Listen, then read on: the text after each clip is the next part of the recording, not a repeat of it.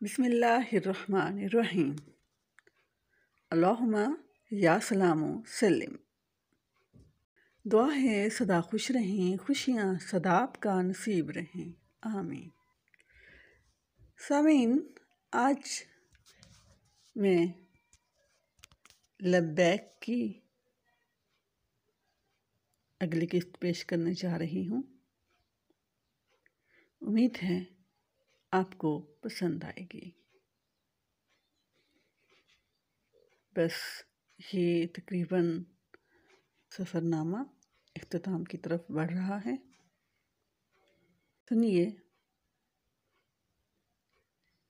سفر نامہ لبیک کا اگلا حصہ۔ لبیک، مرد قدیم۔ ابھی مؤذن نے اللہ اکبر کا نعرہ بلند کیا ہی تھا اور مسجد میں بیٹھے ہوئے لوگ چونکنے کے عالم میں ہی تھے کہ میری نگاہ اوپر کو اٹھ گئی اور وہ سامنے کھڑے تھے۔ وہ مجھ سے بہت دور تھے، لیکن میں انہیں اس قدر قریب دیکھ رہا تھا جیسے میری آنکھوں پر زوم لینس فٹ کر دیا گیا ہو۔ مجھے ایسے لگا جیسے مسجد نبوی صلی اللہ علیہ وآلہ وسلم کی چھت کے برابر اونچی ایک کتاب کھڑی ہو گئی اور تاریخ اسلام کی اس کرم خوردہ راکھ سے نیچے اتر کر وہ مسجد نبوی صلی اللہ علیہ وسلم میں داخل ہو گئی ہوں۔ ان کے چہرے اور لباس کی ایک ایک تفصیل واضح تھی۔ میرے سامنے ایک عرب کھڑا تھا جو آج کے جدید عرب سے قطعی طور پر مختلف تھا، جس کے خد و خال، طریقے، چال ڈھال پر قدامت کی مہر ثبت تھی۔ اس ماحول میں وہ یکسر منفرد تھا، منفرد و ممتاز۔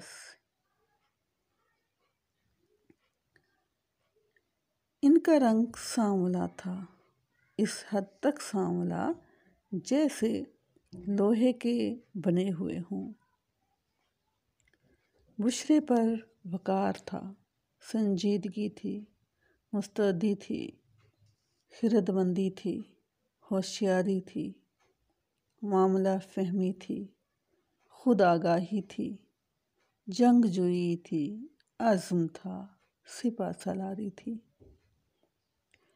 انہیں دیکھ کر محسوس ہو رہا تھا کہ وہ منتظم ہیں، سردار ہیں، حکم دینے کے عادی ہیں۔ ان کا چہرہ نورانی نہیں تھا، جیسے کونے میں بیٹھ کر عبادت کرنا ان کا شعار نہ ہو۔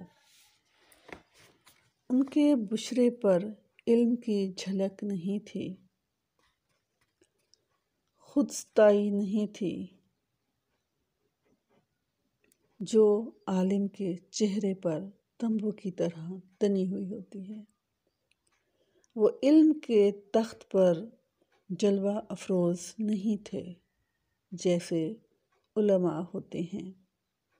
ان کے برعکس ان کے انداز سے عمل مترشح ہو رہا تھا۔ یوں لگتا تھا جیسے کوئی سپاہی بازوں کے بل بوتے پر اپنے پاؤں پر کھڑا ہو۔ ان کے چہرے پر حوالگی یا سپردگی نہیں تھی۔ ان کے بشرے پر عجیب سی کرختگی پھیلی ہوئی تھی، بے نام سا کڑا پن۔ اس کڑے پن میں محافظین مسجد نبوی صلی اللہ علیہ وآلہ وسلم کی جھلک موجود تھی۔ محافظین حرم۔ پہلے دن تو میں نے محافظین حرم کو دیکھا تو حیران رہ گیا۔ ارے یہ کون ہیں؟ میں نے قدرت سے پوچھا۔ یہ مسجد نبوی صلی اللہ علیہ وآلہ وسلم کے محافظ ہیں، انہوں نے جواب دیا۔ مسجد نبوی کے محافظ؟ ہاں، قدرت نے اسبات میں سر ہلا دیا۔ لیکن یہ کون سی مخلوق ہیں؟ کیا مطلب؟ ان کے چہرے پر جذبات کی کوئی رمق نہیں، کوئی حرکت نہیں، جیسے منجمد ہوں، مکفل ہوں، سر بستہ ہوں۔ دیکھ لیجئے، قدرت نے کہا، ایسے ہی ہیں۔ دیکھ ہی تو رہا ہوں، آخر اس کی کوئی وجہ ہوگی؟ پتہ نہیں، وہ بولے۔ کیا انوار کی بارش احساسات کو منجمد کر دیتی ہے؟ کیا قرب کا تسلسل انسان کو مرد آہن بنا دیتا ہے؟ یہ کیسے ہو سکتا ہے؟ یہاں تو منجمد لوگ آ کر پگھل جاتے ہیں، مکفل دل اپنے پٹ کھول دیتے ہیں، آہن قلب بہنے لگتے ہیں، خشک آنکھیں پرنم ہو جاتی ہیں۔ تو کیا اس کا مطلب یہ ہے کہ انوار کی رم جم سیال بنا دیتی ہے؟ لیکن انوار کی موسلا دھار اور مسلسل بارش پھر سے منجمد کر دیتی ہے۔ دیر تک میں سوچ میں کھویا رہا، پھر میں نے پوچھا، آپ کو یقین ہے کہ یہ لوگ انسی ہی ہیں؟ کیا مطلب؟ قدرت نے پوچھا۔ شاید جن ہوں اور انسان کی شکل میں یہاں گھومتے پھرتے ہوں۔ آپ نے باب نسواں پر متعین پاپوش محافظ کو غور سے دیکھا ہے کیا؟ قدرت نے پوچھا۔ مکہ معظمہ سے مدینہ منورہ کو آتے ہوئے قدرت نے مجھ سے کہا تھا کہ مدینہ منورہ مکہ شریف سے مختلف ہے۔ آپ کا مطلب ہے کہ دونوں مسجدوں کی تعمیر میں فرق ہے؟ نہیں، وہ بولے، تعمیر کی بات نہیں، تاثیر کی بات کر رہا ہوں۔ تاثیر؟ بات میری سمجھ میں نہ آئی تھی۔ قانون اور رحمت۔ ماحول کے تاثرات مختلف ہیں۔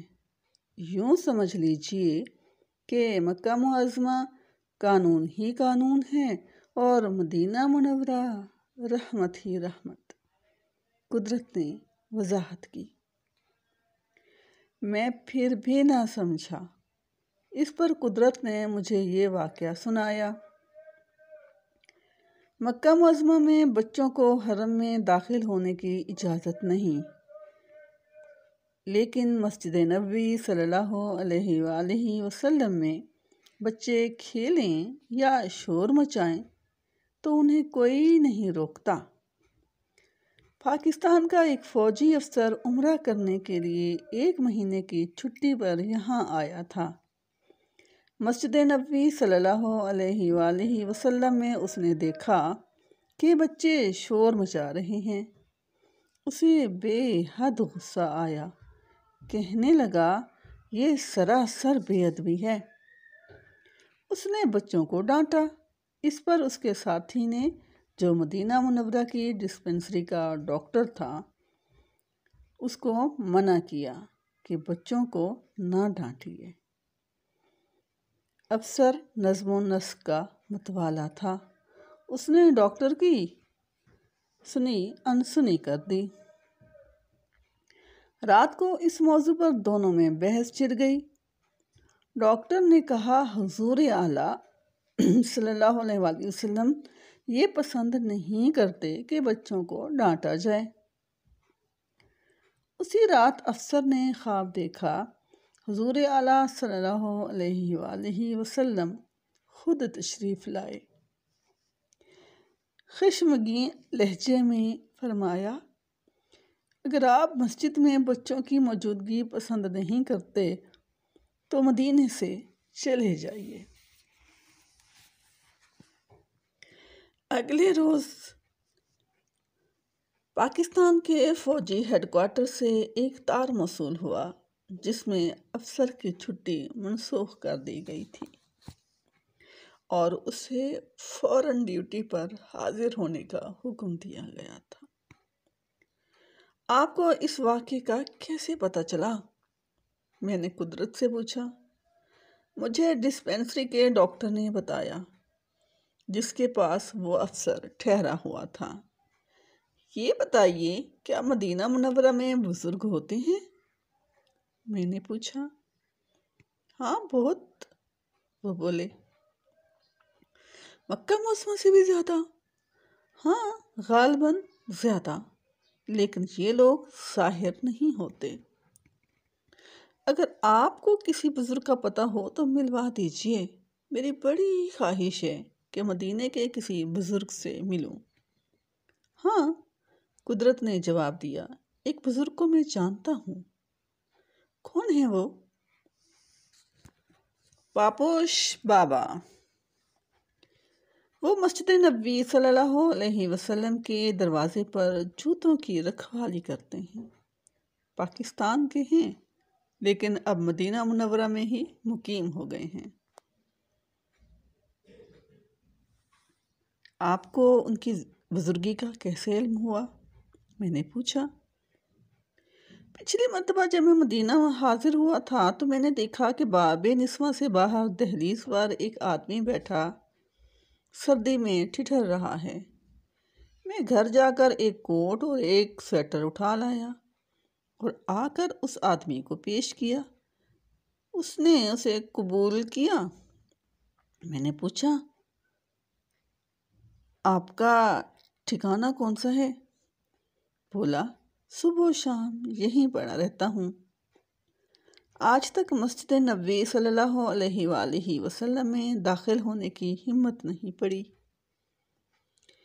جب حضور صلی اللہ علیہ وآلہ وسلم خود بلائیں گے تو حاضری دوں گا۔ میں نے کہا، مسجد نبوی صلی اللہ علیہ وآلہ وسلم میں جاتے کیوں نہیں؟ بولا، جانے لگتا ہوں تو احساس گناہ اس حد تک طاری ہو جاتا ہے کہ خود کو کتا دیکھنے لگتا ہوں۔ اس حالت میں داخل ہونے کی جرات کیسے کر سکتا ہوں؟ میں نے پوچھا، ٹھکانہ تو خیر ہو گیا، کھانے کا انتظام کیا ہے؟ بولا، یہاں اس کا ذکر نہیں۔ ایک ولی یہاں بلیوں کے لیے کھانا اکٹھا کرنے پر مامور ہے۔ سارا دن سر پر ٹوکری اٹھائے پھرتا ہے، جگہ جگہ سے کھانے کے ٹکڑے اکٹھے کرتا رہتا ہے۔ پھر جب کھانے کے وقت وہ ٹوکری لے کر آتا ہے تو مدینہ کی ساری بلیاں میاؤں میاؤں کرتی ہوئی اکٹھی ہو جاتی ہیں۔ جس شہر میں بلیوں کا اتنا انتظام ہے وہاں انسان کیسے بھوکا رہ سکتا ہے؟ میں نے اس سے پوچھا، کیا تو اس ولی کو جانتا ہے جو بلیوں کی خوراک جمع کرنے پر مامور ہے؟ بولا، میں نہیں جانتا۔ وہ سامنے باب نسواں میں جو شخص جوتوں کی رکھوالی کرتا ہے وہ اسے جانتا ہے۔ تو جوتوں کے رکھوالے سے واقف ہے کیا؟ میں نے پوچھا۔ نہیں، وہ بولا، میں یہاں دن رات جو پڑا رہتا ہوں۔ میں نے اسے اکثر احکامات جاری کرتے ہوئے دیکھا ہے۔ یہ شخص انتظامیہ کارکن معلوم پڑتا ہے۔ جب میں پہلے روز مدینہ منورہ میں پہنچا تھا اس روز قدرت کی طبیعت ناساز تھی اور میں اکیلا مسجد نبوی صلی اللہ علیہ وآلہ وسلم کا باہر ہی سے طواف کرتا رہتا تھا۔ اس روز میں نے پاپوش چوکیدار کو غور سے دیکھا تھا۔ اس کی آنکھوں میں گویا ایٹم پھوٹ رہے تھے۔ اس نے مجھ پر ایک نگاہ ڈالی تھی اور میں نے محسوس کیا تھا جیسے میں ذبح کیا ہوا بکرا تھا جو کسائی کی دکان پر سیخ سے ٹنگا ہوا تھا۔ میں نے قدرت کو اس ملاقات کی تفصیل بتائیں تو ہنسنے لگے، بولے بزرگوں کو یوں دہقانوں کی طرح آنکھیں پھاڑ پھاڑ کر نہیں دیکھا کرتے۔ تو پھر کس طرح دیکھا کرتے ہیں؟ میں نے پوچھا۔ اس کے آداب ہوتے ہیں۔ مجھے تو آداب نہیں آتے، میں نے جواب دیا۔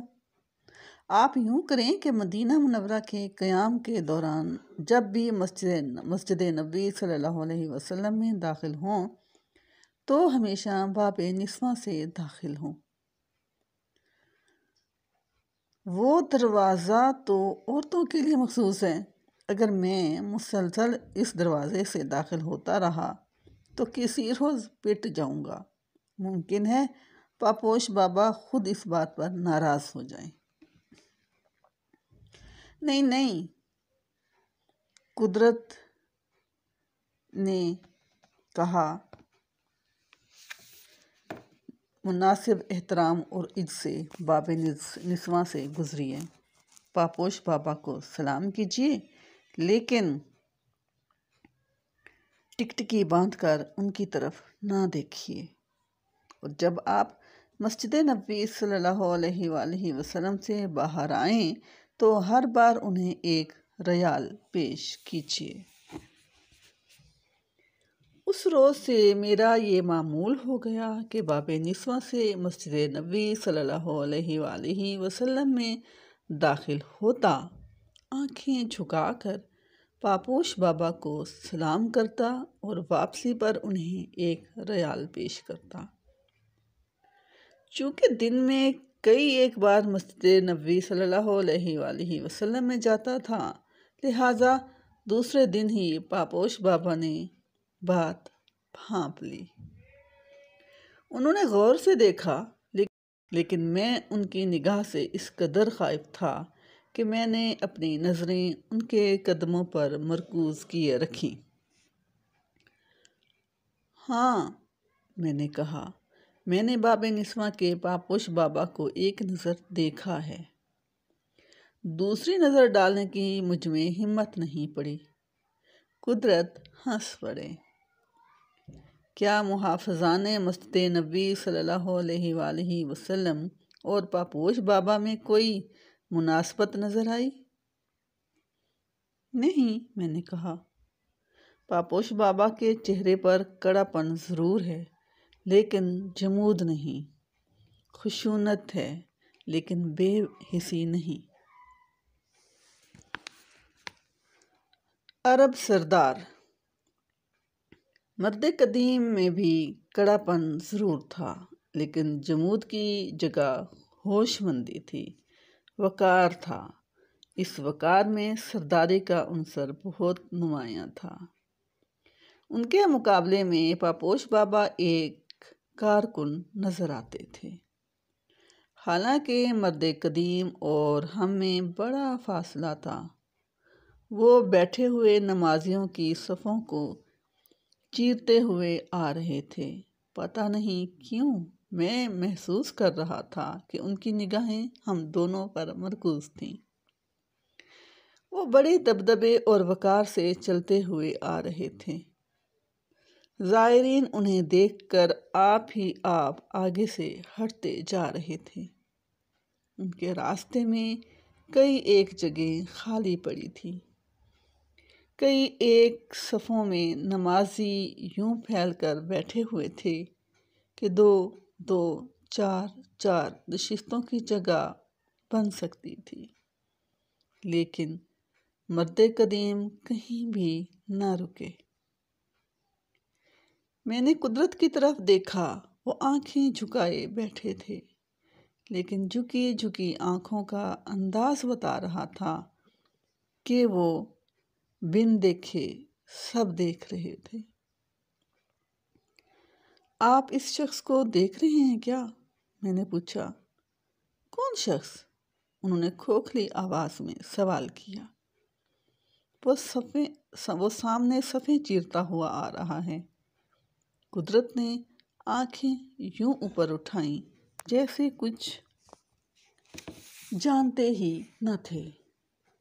دیکھا نا آپ نے، عرب دکھتے ہیں؟ ہاں، وہ بولے، بے شک عرب دکھتے ہیں، لیکن آج کے عرب سے کتنے مختلف ہیں۔ یوں لگتا ہے جیسے تاریخ اسلام کے بوسیدہ صفحات سے نکل کر آ رہے ہوں۔ ہاں، وہ بولے، یوں لگتا ہے جیسے وہ سیدھے ہماری طرف آ رہے ہوں۔ نہیں، قدرت نے کہا، غالباً کوئی جگہ تلاش کر رہے ہیں۔ اس دوران میں مؤذن اذان کے اختتام تک پہنچ گئے تھے اور آخری اللہ اکبر پر ڈرامائی کیفیت کا نقطہ عروج پہنچ چکا تھا۔ اس پر مسجد میں بیٹھے ہوئے سب لوگ نماز کے لیے اٹھ کھڑے ہوئے تھے۔ مسجد کے صدر دروازے سے، جو ہمارے عقب میں تھا، نمازیوں کا ایک تازہ ریلا داخل ہوا۔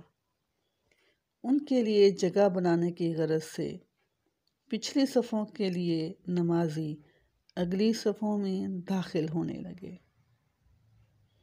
بہت سے لوگ پچھلی صف سے نکل کر ہماری صف میں آنے لگے۔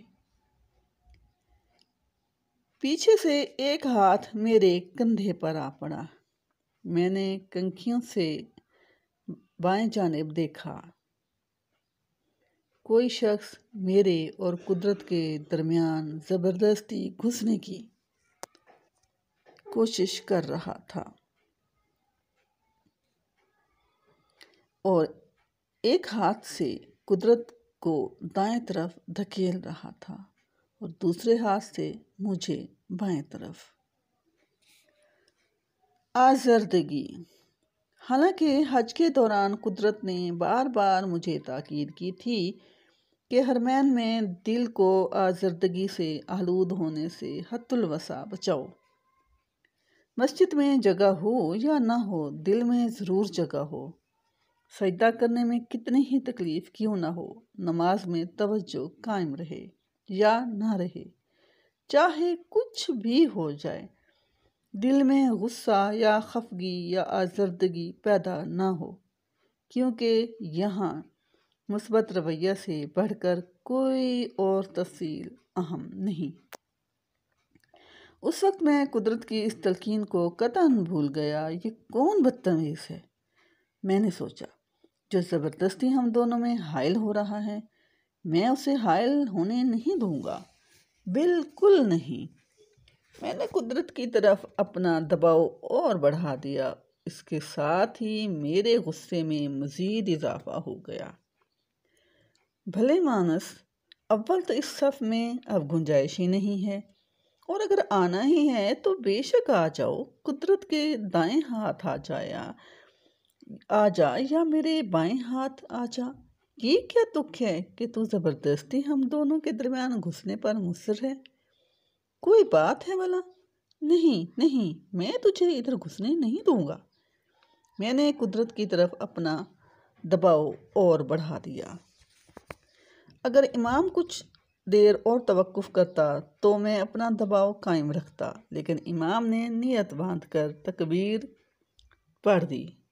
میرے ہاتھ اوپر کو اٹھے اور وہ شخص ہم دونوں کے درمیان گھس کر کھڑا ہو گیا۔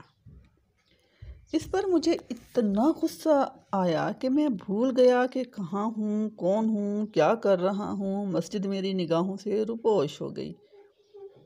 نماز میکینیکل اٹھ بیٹھک ہو کر رہ گئی۔ لاؤڈ سپیکر شور ضرور مچا رہے تھے، لیکن اس کی آواز میں کوئی مفہوم باقی نہ رہا تھا۔ میرے دل میں غصے کی کھچڑی پکتی رہی، ابال آتے رہے، جھاگ اٹھتی رہی۔ نماز کا جھگڑا گاڑی زبان کے بغیر چلتا رہا، حتیٰ کہ امام نے سلام پھیر دیا۔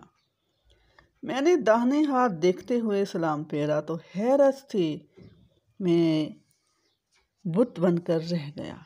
میرے دائیں ہاتھ قدرت اور میرے درمیان وہ خود بیٹھے تھے، مرد قدیم۔ انہوں نے سلام کرنے کے لیے بائیں ہاتھ منہ موڑا، مگر میں انہی کی طرف دیکھتا رہ گیا۔ ان کی آنکھوں سے شفقت بھری نگاہ مجھ پر پڑی۔ کرم فرمائی کی ایک پھوار مجھ پر گری اور میں بھیگ گیا، اور اس قدر بھیگ گیا کہ نہ وہ غصہ رہا، نہ خفگی، نہ کھچڑی، نہ ابال۔ جی تو ناظرین سامعین محترم، آپ نے سنا سفرنامہ لبیک۔ اس کے ساتھ ہی رابعہ عرفان کو اجازت دیجیے۔ اللہ حافظ۔ پاکستان زندہ باد۔